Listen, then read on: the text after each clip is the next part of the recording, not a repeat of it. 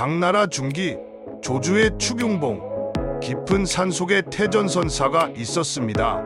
그는 10년간 산을 떠나지 않고 참선에 몰두하며 고요하게 살고 있었습니다. 하지만 그의 명성이 조주에 널리 퍼지자 하나의 사건이 일어납니다. 조주의 자사 한유는 당송팔대가의 대문장가였지만 불교를 달가워하지 않았던 그는 한 가지 결단을 하게 됩니다. 이 태전선사가 그렇게 대단하다는데 정말인가? 내가 시험해 봐야겠군.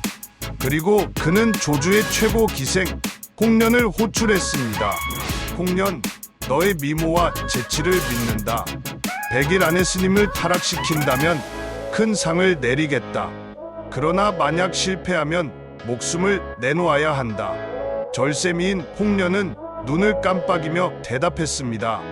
그 정도라면 뭐 가볍게 끝낼 수 있겠죠. 화려하게 차려입은 홍련은 추경봉으로 갔습니다. 태전선사를 만나자 그녀는 애절하게 말했습니다. 스님의 덕망에 감동받아 왔습니다. 100일 동안 모시며 기도하고 싶습니다. 허락하지 않으시면 여기서 목숨을 끊겠습니다. 태전선사는 잠시 눈을 감더니 그렇게 하시오라고 답했습니다. 이후 홍련은 태전선사를 온갖 교태를 부리며 유혹했지만 태전선사는 조금도 흔들림 없이 진리의 세계에 침잠해 있는 모습을 보였습니다. 시간이 지나면서 홍련은 점점 갈등에 빠졌습니다. 한유의 명령과 태전선사의 고결함 사이에서 그녀의 마음은 흔들렸습니다. 다시 여러 차례 유혹을 시도했지만 태전선사는 미동도 없었습니다. 그녀는 드디어 태전선사 앞에 무릎을 꿇고 자초지정을 아뢰며 흐느꼈습니다. 스님, 제가 큰 잘못을 저질렀습니다. 하지만 그냥 내려가면 한유에게 처벌받을 것입니다. 태전선사는 부드럽게 미소 지으며 말했습니다. 걱정 말아라. 내가 너를 지켜줄 것이다. 그리고 치맛자락에 시를 써 주었습니다. 진년부라 충명보 관색관공즉색공 여하일적조개수 긍타옥련이렵주. 홍련은 돌아가서 한유에게 시가 적힌 치맛자락을 전달했습니다. 한유는 태전의 선시를 읽기 시작했습니다. 진년부라 충명봉 내려가지 않기를 10년 관색관공즉색공. 이 구절을 어떻게 번역해야 할까요?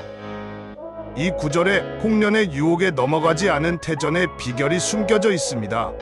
여하일적조개수, 어찌 조개의 물 한 방울을 긍타옥련이렵중 홍련의 잎사귀에 떨어뜨리겠는가. 첫 번째 구절인 충명봉 내려가지 않기를 10년은 태전선사의 수행적 삶을 나타내는 것이고, 두 번째 구절 관색관공즉색공은 수행을 통해 성취한 경지를 나타내는 것 같았습니다. 셋째와 넷째 구절에서 어찌 조개의 물 한 방울을 홍련의 잎사귀에 떨어뜨리겠는가 라고 할 때 홍련은 붉은 연꽃을 뜻하는 동시에 기생 홍련을 가리킵니다. 조개의 물 한 방울은 태전선사 자신을 가리키는 말로 조개에 주석했던 육조 해능선사의 법손이라는 자부심이 나타나 있습니다. 물 한 방울을 잎사귀에 떨어뜨린다는 것은 섹스에 대한 재치 있는 비유라는 것도 한유는 알아차렸습니다. 그러나 관색관공즉색공이라는 구절에 대해서는 멍하니 생각에 잠길 수밖에 없었습니다. 관은 보다는 뜻입니다. 색을 보고 공을 보니 곧 색이 공이다라고 해석하니 왠지 싱겁게 느껴졌습니다. 좀 더 세련되게 색을 보는 관 자체가 공하다라는 뜻인가 생각해보았지만 왠지 억지스러운 해석 같았습니다. 당송팔대가 중에 한 명으로 칭송받는 대문장가인 한유도 아주 쉽고 단순한 글자의 조합을 해독하지 못한 것입니다. 그것은 존재의 깊은 진리를 통찰하지 못하고 있었기 때문이지요. 도저히 답이 떠오르지 않자 한유는 태전선사를 찾아가기로 결심합니다. 한편으로 자존심이 상하기도 했지만 한유에게는 심오한 진리의 세계에 대한 호기심과 동경심이 있었습니다. 아마 태전 선사는 이러한 한유의 심경의 변화를 예견하고 기생홍련에게 안심하라는 말을 쉽게 할 수 있었을 겁니다. 태전 선사를 만난 한유는 이렇게 말했습니다. 스님, 이 시는 정말 놀랍습니다. 첫 번째 구절은 스님의 고귀한 삶을, 셋째 구절과 넷째 구절은 스님의 흔들리지 않는 삶의 중심을 잘 드러내고 있습니다. 그러나 둘째 구절만은 도저히 이해할 수 없습니다. 부디 이 구절이 담고 있는 비밀을 저에게 가르쳐 주십시오. 태전 선사는 미소를 지으며 말했습니다. 관색관공은 땡땡땡땡땡땡땡땡이란 뜻입니다. 즉색공은 그러므로 색은 공이다는 뜻입니다. 관색관공이니 곧 색은 공이다란 의미이지요. 이 말을 듣자마자 한유는 큰 충격을 받았습니다. 스님, 이제야 이해할 수 있을 것 같습니다.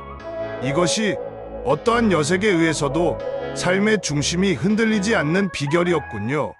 저는 앞으로 다시는 불법을 비방하지 않겠습니다. 그 후 한유는 불법을 비방하지 않았고 태전선사의 가르침은 사람들 사이에서 전설처럼 전해졌습니다. 하지만 누군가는 말했습니다. 한유가 대문장가라는데 관색관공을 몰랐다니. 그도 결국 배워야 했구나. 관색관공을 어떻게 새겨야 할까요? 생각 시간.